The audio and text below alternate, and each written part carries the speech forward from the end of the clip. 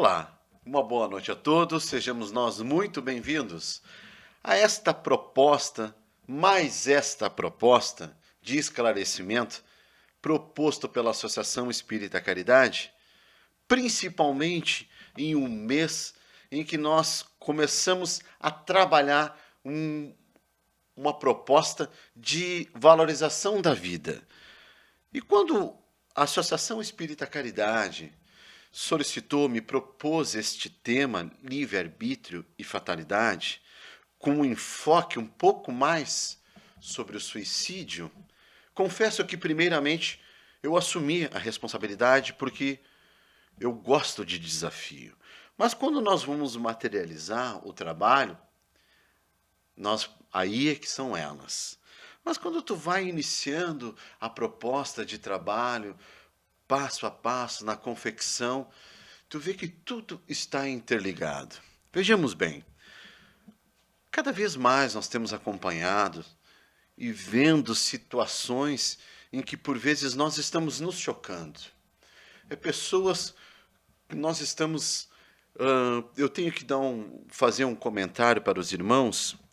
A gente faz parte de uma página de internet que ali nós vemos de tudo, no Facebook. Mas o que mais chama atenção neste grupo, nessa página de Facebook, é o alto índice de suicídios. E como nós vemos livre-arbítrio e fatalidade, nós vamos lá acompanhar quais os motivos que levaram aquela pessoa a cometer esse ato, esse delito perante Deus, do suicídio. Nós vamos ver que todos eles são motivados por sentimentos externos. Sentimentos estes que nós dizemos aqui para os irmãos fatais, foi uma fatalidade. O fulano perdeu a esposa, perdeu um ente querido, perdeu um emprego. Sentimentos que, pela nossa visão um pouco restrita, nós consideramos como atos, acontecimentos fatais. A doutrina espírita vem aclarar um pouco o nosso horizonte, vem ampliar um pouco as nossas noções de espírito como espíritos imortais e nos posicionar. Vai nos dizer o que é fatalidade, o que é livre-arbítrio. Por que nós adentramos somos levados a este sentimento do suicídio? E nessa página, o que também me chama muito a atenção é os requintes poderemos dizer, de sordidez, em que as pessoas vão lá e procuram como cometer um suicídio indolor.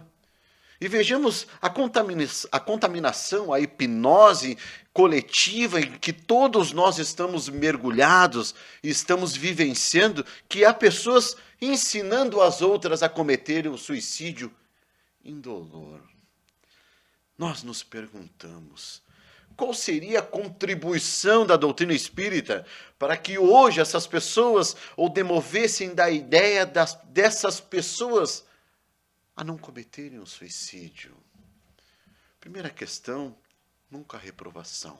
Se todos nós hoje ligarmos para o número 188, que é o Centro de Valorização à Vida, e um familiar contou que em determinado momento de sua vida pensou nesse ato, pegou o telefone e ligou para este número, Centro de Valorização à Vida, 188, e lá todos são instruídos a ouvir, a não julgar. E essa pessoa, este familiar, disse assim para mim, ninguém me falou nada. Mas quando eu comecei a falar, a pessoa disse, eu estou aqui para te ouvir. Mas se hoje tivéssemos alguém ao nosso derredor, triste, depressivo, nós não sabemos o que o outro pensa. Mas o que diríamos para estas pessoas? Qual seria a nossa contribuição para demover da ideia estas pessoas? Quando eu me deparei com esta página, pensei logo em mim, o que eu poderia fazer para aquela pessoa que estava ali perguntando em esta página no Facebook, como ela poderia fazer para cometer o suicídio e que esse suicídio ele fosse indolor. Logo pensei em mim, o que eu poderia fazer para ajudá-la? E logo me senti como se fosse um grão de areia diante da multidão de pessoas que hoje pensam neste ato. Mas também pensei, logo reflexionando, predisposto a ajudar alguém, o benfeitor espiritual me auxiliou, me dizendo da seguinte forma: para que nós pudéssemos nos formar uma duna, teríamos que nós contaminar todos aqueles que estão ao nosso lado com a nossa positividade. Contaminar todos aqueles nossos familiares com os nossos bons pensamentos, com as nossas boas atitudes. E o Evangelho segundo o Espiritismo já nos posiciona da seguinte forma, no capítulo Sede Perfeitos, que o Espiritismo bem compreendido, ele modifica o ser. O ser modificado, ele contamina o seu ambiente. E o ambiente contaminado logo contamina a sociedade, a humanidade. O benfeitor, quando eu pensei como eu poderia fazer para ajudar uma pessoa que estivesse passando por esse tipo de sentimento, de pensamento, me disse: contamine o ambiente ao teu derredor. Mas, em outro trabalho que nós realizamos, o assunto da área de assistência à família, lembro de uma frase em que Teresa de Brito, pela psicografia de Divaldo Franco, diz a todos nós que aquele que pretende ser um pai de família, logo ele tem que iniciar esse processo de evangelização em si mesmo, em primeiro lugar. Não levando aos familiares o caos, a cólera, a indiferença, a brutalidade. Ele deve ser o ponto pacificador. Então, para que nós possamos modificar um ambiente de redor em que nós estamos situados, que possamos ser nós, como Jesus já nos disse, ide e espalhai a boa nova.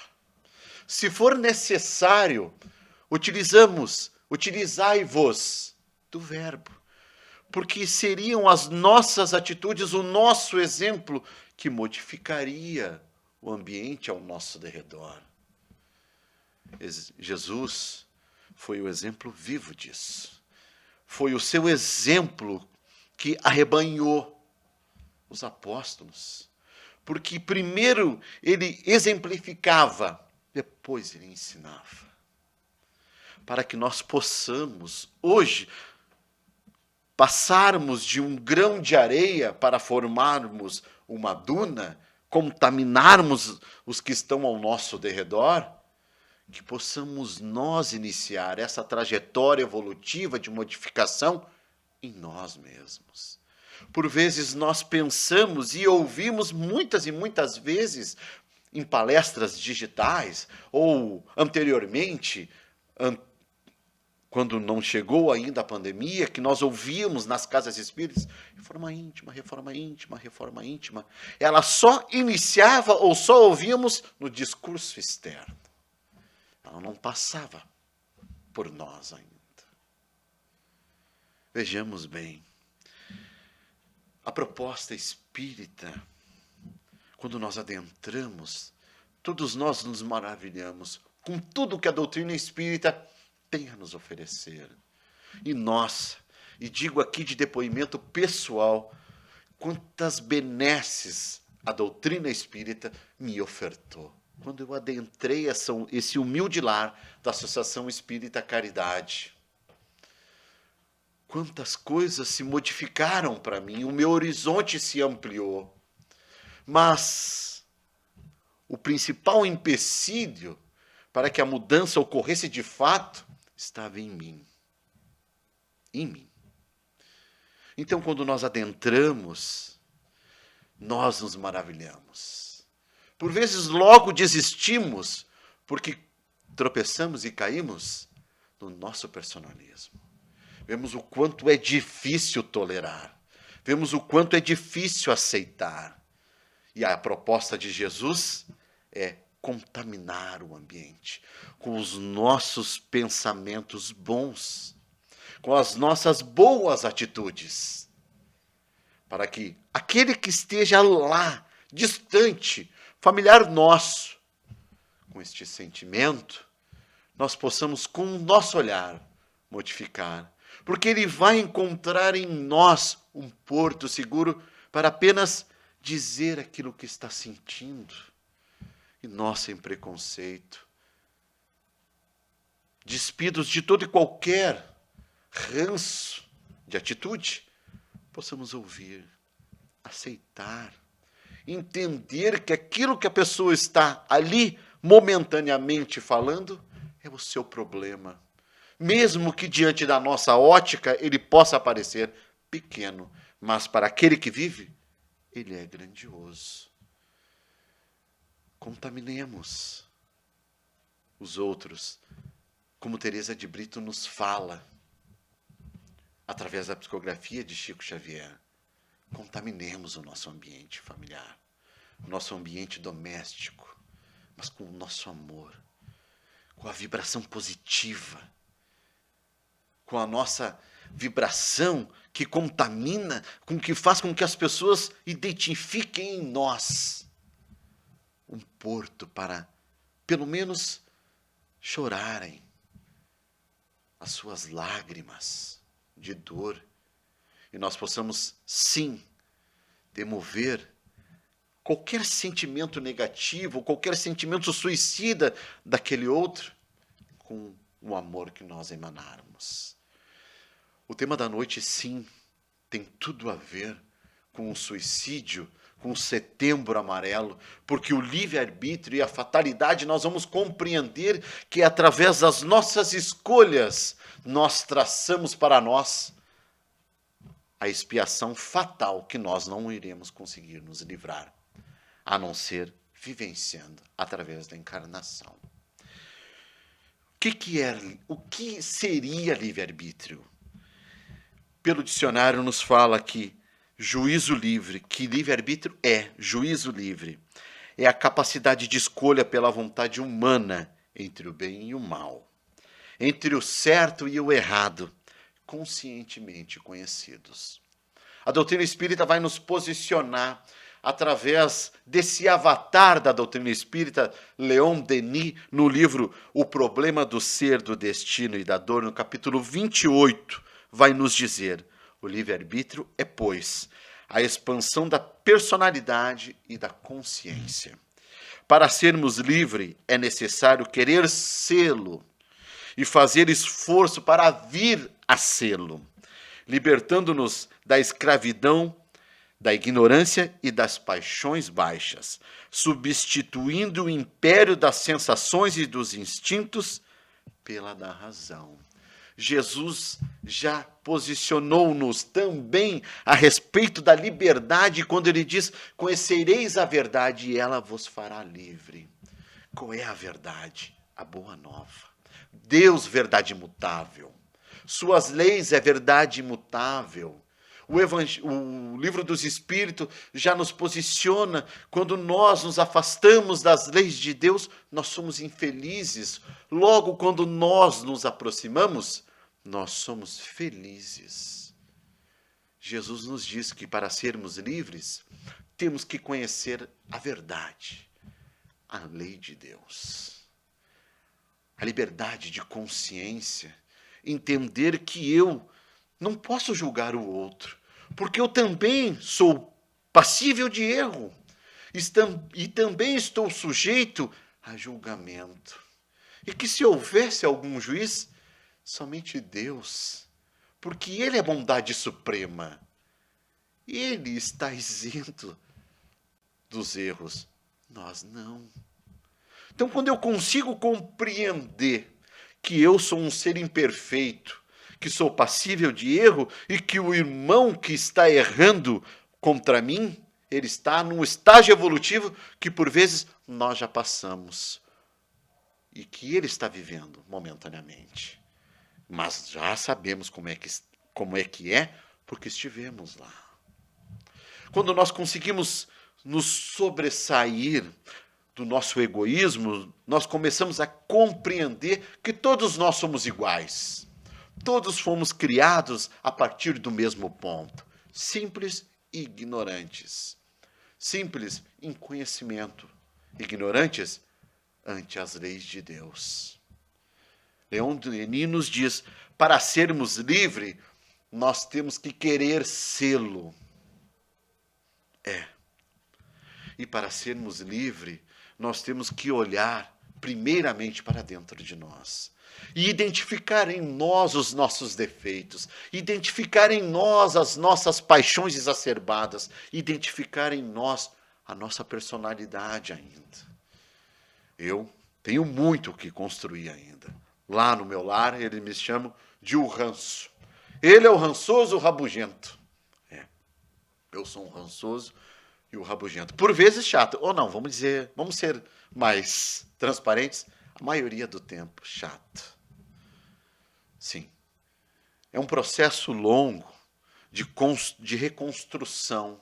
Porque por vezes os acontecimentos da vida, nós acabamos por interpretar da forma mais errônea possível e nos fechamos.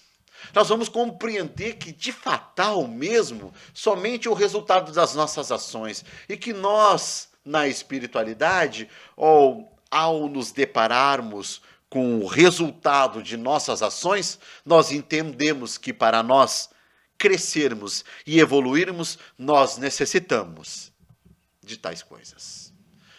A diferença o grande mote disso tudo, é que quando nós reencarnamos, todos nós esquecemos aquilo que nós nos comprometemos, esquecemos do nosso passado, recebemos o véu do esquecimento para que nós possamos não sermos máquina, não sermos levados por determinismo àquela situação, porque nós nos comprometemos. Deus, em sua sabedoria infinita, nos dá a liberdade para nós escolhermos. Isso te fará livre. Tu quer? Mas o caminho, por vezes, ele tem espinho, é pedregoso. E nós, na nossa infantilidade, muito mais por sairmos da situação de desespero, nós pedimos tais situações. E quando reencarnamos, nós não conseguimos. Mas Deus é tão bom que Ele dá vidas sucessivas para nós, reencarnações e reencarnações, para que nós possamos, através de múltiplas existências, ir retirando todo o bem para o nosso crescimento e levando todas as virtudes que conquistamos para futuras reencarnações. Só o arrependimento, conforme o livro Céu e Inferno nos diz, capítulo 7, só o arrependimento não basta. É necessário o arrependimento sincero e efetivo e a reparação, por vezes através de expiações, para que possamos consertar um erro do passado. Leon Denis nos diz que para querermos sermos livres, é necessário querer. E querer, primeiramente, é compreender o universo que eu estou inserido, as minhas fragilidades, as minhas fraquezas, quais são as minhas paixões. Identificando isso em o nosso ser, nós darmos o primeiro passo para a nossa melhoria. É claro que, por vezes, Emmanuel nos diz que somente pouco a pouco nós vamos apagando os resquícios da vida animalizada de outras existências.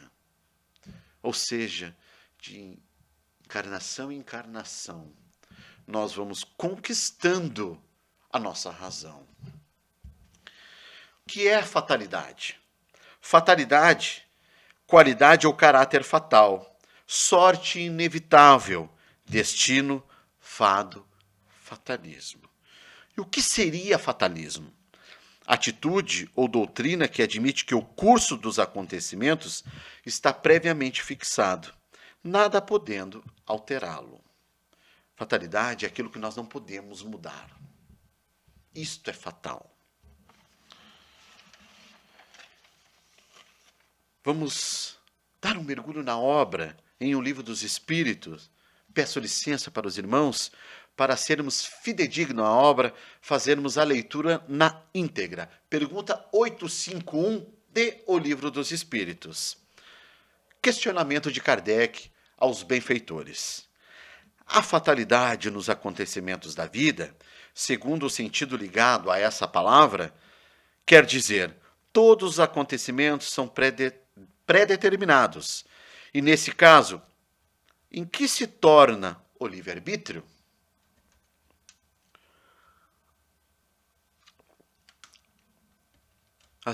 A resposta dos benfeitores.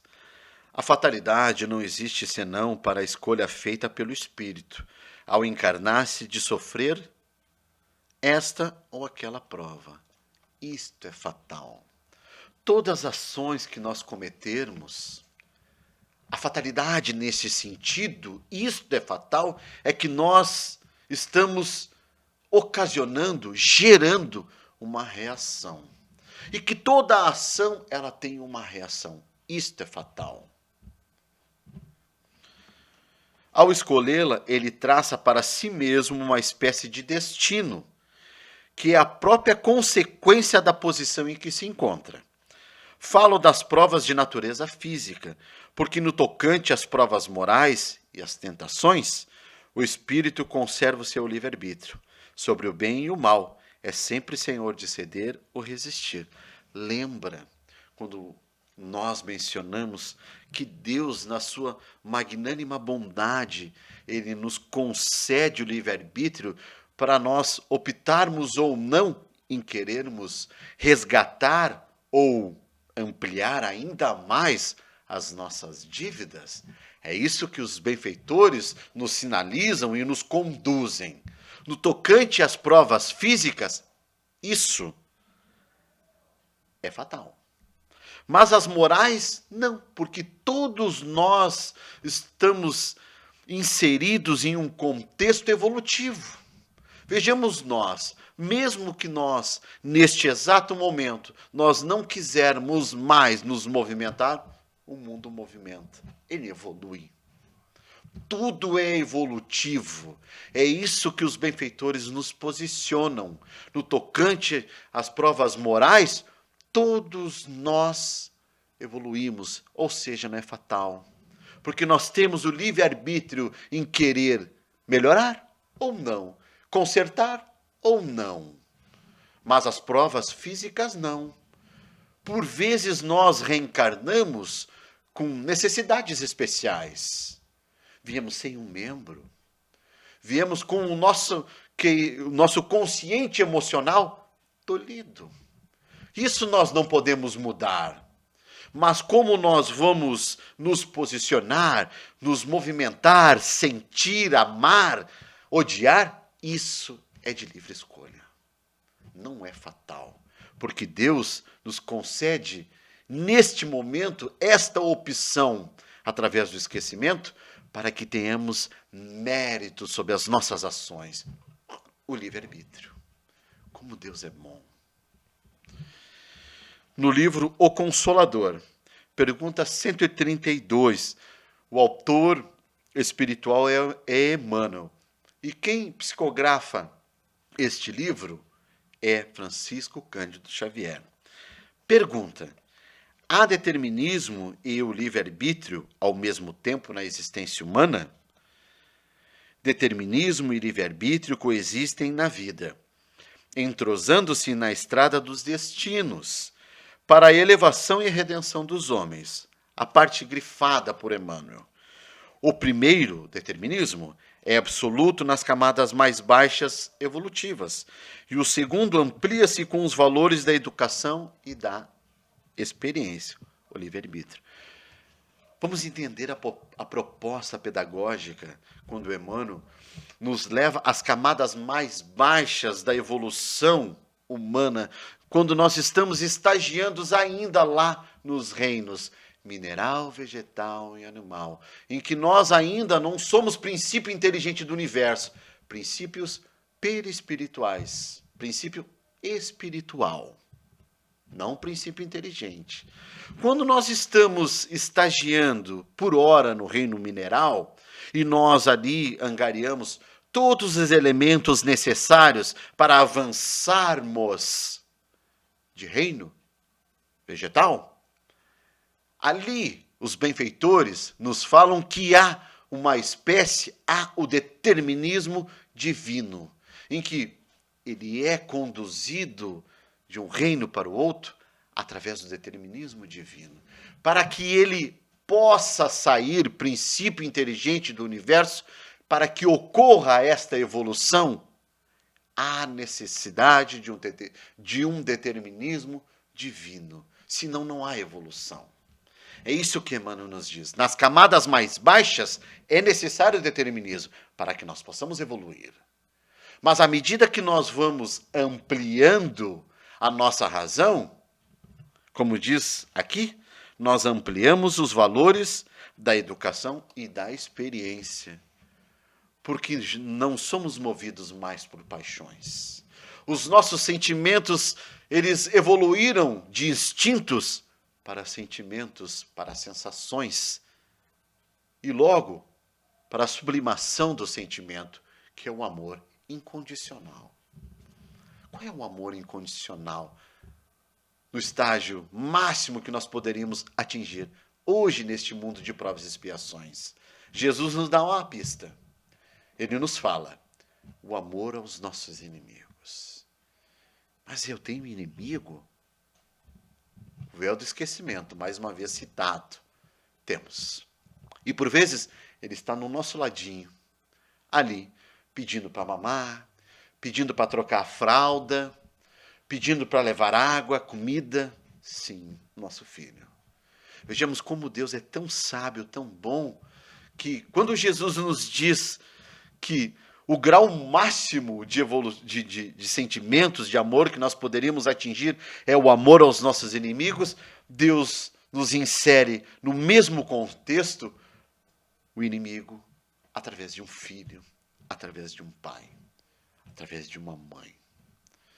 E através e pelas nossas tendências instintivas, por vezes a gente repele. Nós abrimos o noticiário e está a mancheias, como poderíamos dizer, pais que matam filhos, que jogam na lata do lixo, na beira de um valo, filhos que matam pais, Susana Richthofen. São exemplos e mais exemplos que nós poderemos citar de que esse amor aos inimigos ainda está muito distante. Kardec foi levado a compreender e a entender que nós não conseguimos colocar do mesmo lado do nosso coração termos o mesmo sentimento de um amigo do que um inimigo. E os benfeitores sinalizam, posicionam Kardec que não vibrar mais negativamente já é um passo evolutivo. Não desejarmos o mal do próximo, não querermos o mal, nem nos vingarmos do nosso irmão. Já é um próximo, já é um passo para que nós possamos ir mais adiante, o amor aos nossos inimigos, reencarnarmos no mesmo seio familiar. E aí sim, através do véu do esquecimento, nós construirmos ali, numa nova oportunidade, uma nova história. Completa. Estabelecida a verdade de que o homem é livre na pauta de sua educação e de seus méritos, na lei das provas, cumpre-nos reconhecer que o próprio homem, À medida que se torna responsável, o organismo organiza o determinismo de sua existência, agravando-o ou amenizando-lhe os rigores, até poder elevar-se definitivamente aos planos superiores. Se há determinismo, sim, é que todos nós iremos passar por todas as faixas evolutivas até atingirmos a perfeição. Somos seres perfectíveis. Somente Deus o é perfeito. Ainda no livro O Consolador, pergunta 133, psicografia de Chico Xavier, o autor espiritual Emmanuel, nos fala: em todas as situações, o homem educado pode reconhecer onde falam as circunstâncias da vontade de Deus. Não posso fazer isso. Não posso, não devo. Oh, isso não está certo. Não é certo mais fazer isso. Se o fazemos, é porque nós negligenciamos as leis de Deus que está na nossa consciência. Em seu benefício, onde falam as que se formam pela força de sua vaidade pessoal ou do seu egoísmo. Com ele, portanto, estará sempre o mérito da escolha nesse particular. Se erramos tanto, se Deus sabia da nossa fragilidade emocional, se Deus sabe que estamos ainda na infância espiritual, por que Ele nos concede tal ferramenta? Por que não seria mais fácil sermos conduzidos, feito uma locomotiva em um trilho, para nós não errarmos? Por que não? Qual é o mérito das nossas ações? Que mérito teríamos em socorrer o próximo, se soubéssemos que aquele próximo ali foi um algoz? Nós repeliríamos, nós nos afastaríamos. Ainda, pelos nossos vícios emocionais, pelos nossos vícios de atitude, nós julgamos. Ai, que nojo, ai, sai fora daí. Está fedendo. Nós repelimos. Mas Deus é tão bom que nos faculta possibilidades mil de nós exercitarmos a caridade para a nossa evolução, nos despreendendo um pouquinho de nós. E por vezes a caridade é nós não enchermos o ouvido dos outros, ligarmos para nossos pais, nossas mães e dizermos, mesmo doloridos, mesmo doídos, mesmo com o coração dilacerado: oi, mãe, eu estou bem. Oi, pai, eu estou bem. Está sendo difícil? Sim, mas eu vou vencer. Porque eu sou um espírito imortal e Deus mora dentro do nosso coração. Esses dias nós estávamos realizando as tarefas de evangelização, mesmo que virtuais. A pergunta do evangelizador para os nossos filhos: nós temos 2 filhos. Temos uma adolescente de 15 anos que necessita de auxílio, mas não tanto quanto o de 9 anos e a de 8 anos. E a de 8 anos me perguntou: pai, onde é que Deus mora? Eu disse para ela: minha filha, Ele está dentro do nosso coração. Se nós quisermos, pensarmos, lá Ele estará. Deus está em todos os lugares, inclusive dentro de nós.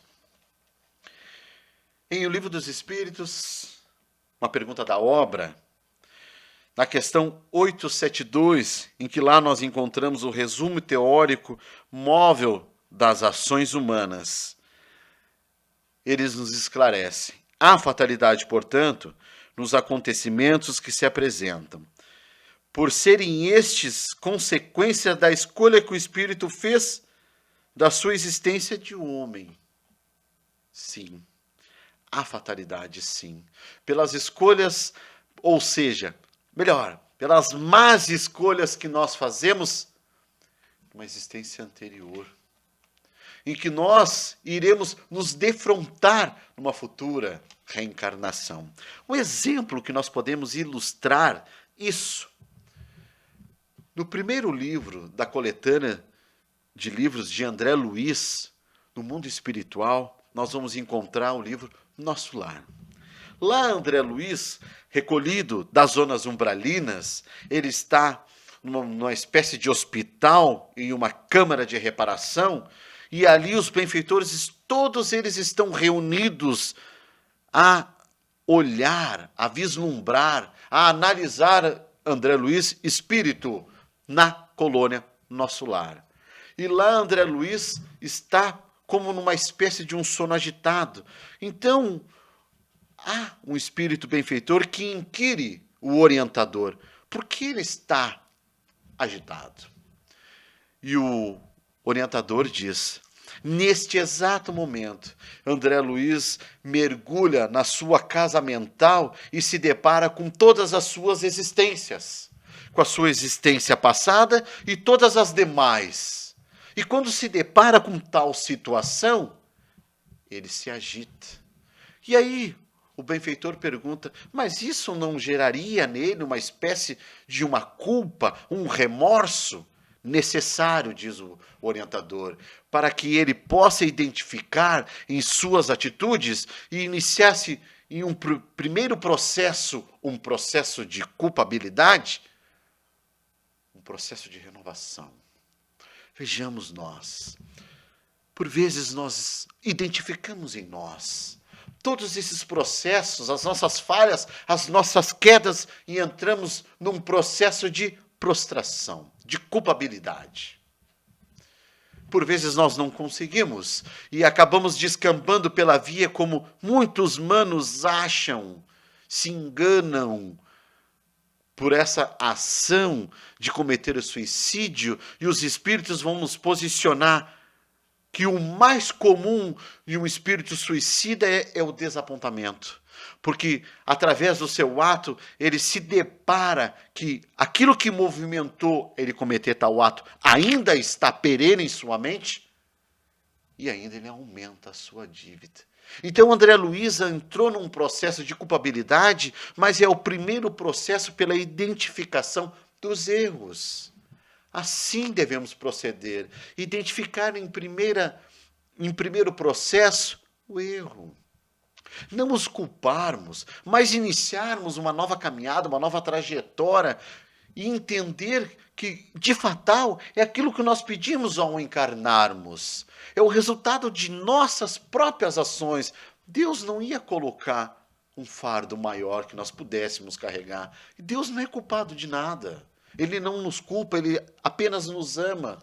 Nós é que infringimos as suas leis e pagamos o preço por tal infringimento, por tal delito. É isso que os espíritos nos falam, que de fatal somente é o resultado de nossas ações, que nós encontramos aqui na questão 172, no resumo teórico móvel das ações humanas. Pode deixar de haver fatalidade no resultado de tais acontecimentos, visto ser possível ao homem, pela sua prudência, modificar-lhes o curso. Nunca há fatalidade nos atos morais da vida. Ou seja, através de uma modificação interior, eu consigo modificar o curso de algumas situações, de alguns acontecimentos. Vejamos um exemplo. Ceifamos o braço de muitas pessoas. Em um determinado momento de minha vida, eu desperto para as leis de Deus.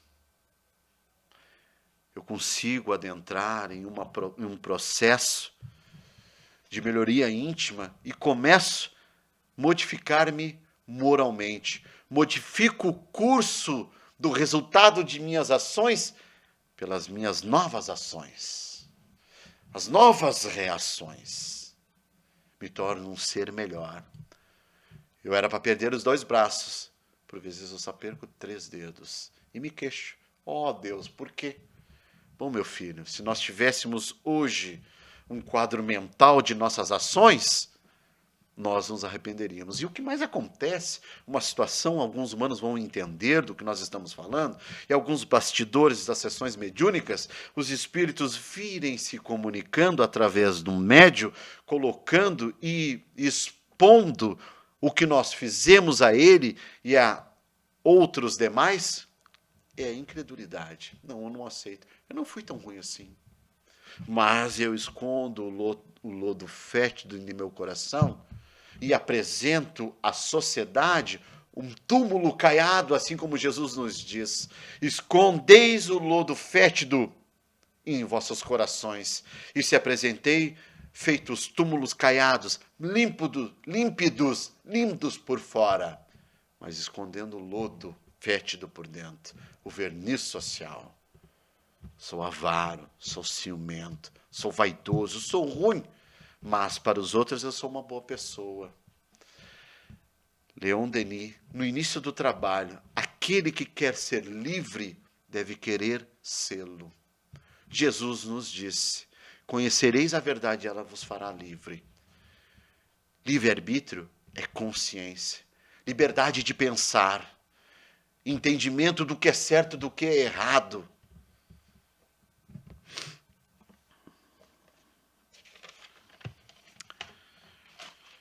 Trazendo um dado que nos chama muito a atenção e que nós mencionamos e que nós não podemos deixar de falar nesta noite de hoje, são dados que cada vez mais nos alarmam.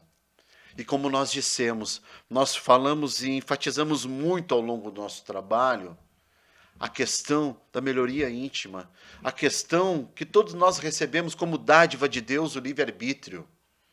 E que compreendemos que, ao longo do nosso processo evolutivo, nós desenvolvemos e criamos cada vez menos acontecimentos fatais que, por vezes, eles se apresentam como algo que nós não conseguiremos transpor. E cometemos o suicídio. Há uma comunicação de um espírito no livro Obras Póstumas, que Kardec não divulgou, ele não publicou, mas está lá no livro Obras Póstumas. E esse espírito diz que nesta época que nós estamos vivenciando, nós seríamos acometidos por dois fatos muito significativos. Primeiro, o suicídio em larga escala. Segundo, a loucura atingiria níveis tão grandes que nós seríamos riscados do livro da vida em plena existência. Como poderíamos simplificar? Já mencionamos esta página na internet, que todos quiserem, adentremos. Vamos lá ver as pessoas com requinte de crueldade cometendo esse ato, porque entenderam de ser fatal a separação com seu cônjuge.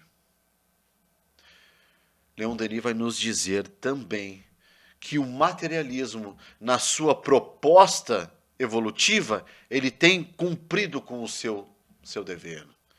Tornar cada vez mais seres egoístas e ególatras, que não conseguem sair do seu próprio eu.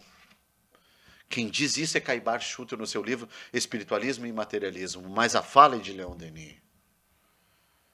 Cada vez mais nos tornamos materialistas.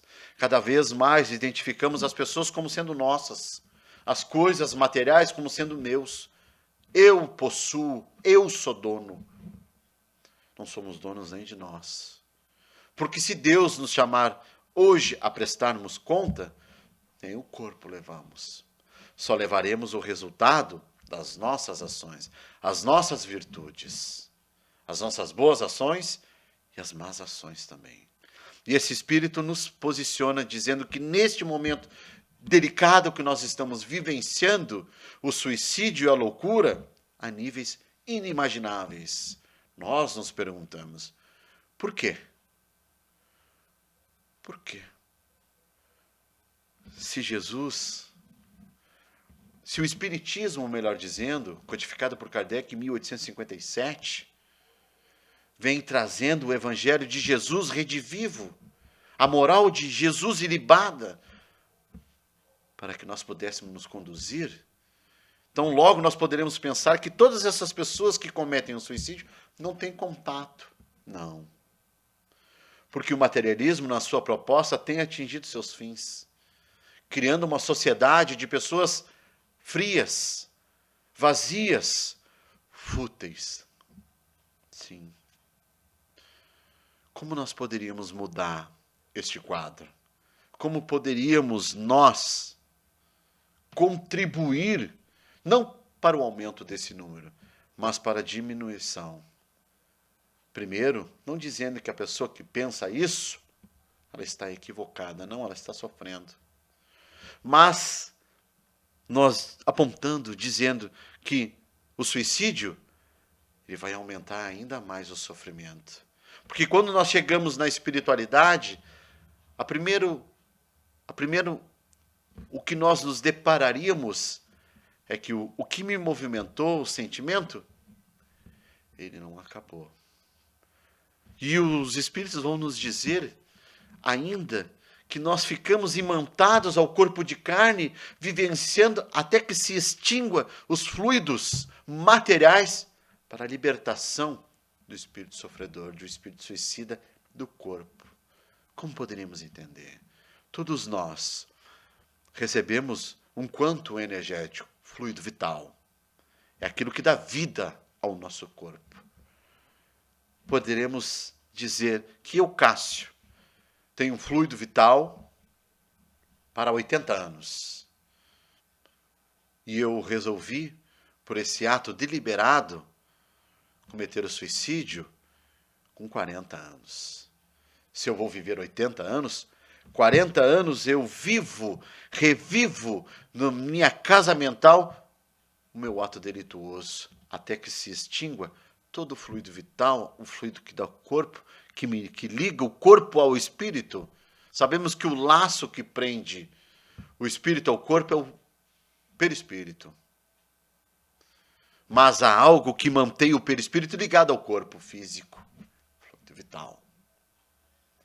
Este que dá vida ao corpo. Eu expiarei todo o resultado por 40 anos o meu suicídio, se foi por uma bala, se eu me atirei em um rio, de uma ponte, por 40 anos. A contribuição que o Espiritismo poderia dar, tu vai aumentar. Deus está do teu lado. Fatalidades não existem, porque tudo são resultados das nossas ações. Mas amanhã, por mais difícil que seja, eu terei uma nova oportunidade de recomeçar, de reconstruir. Sabemos que os números cada vez mais se alastram. E o Brasil, dentre todos os países da América Latina, é o primeiro lugar em suicídio. Nossa, é triste. E aqui é o coração do mundo e a pátria do Evangelho. Onde está o Evangelho? Que ele comece nos nossos lares. Que eu comece fazendo o Evangelho no lar para os meus filhos. Que os nossos filhos comecem a identificar e aprenderem que desde cedo, quando tivermos um problema, o melhor amigo de todos é o Evangelho. Sim, o Evangelho segundo o Espiritismo. Desde tenra idade. Onde está o Evangelho? Que possamos nós nos tornarmos páginas vivas do Evangelho, mudando, identificando a problemática, identificando a fraqueza. Nossa, muito obrigado.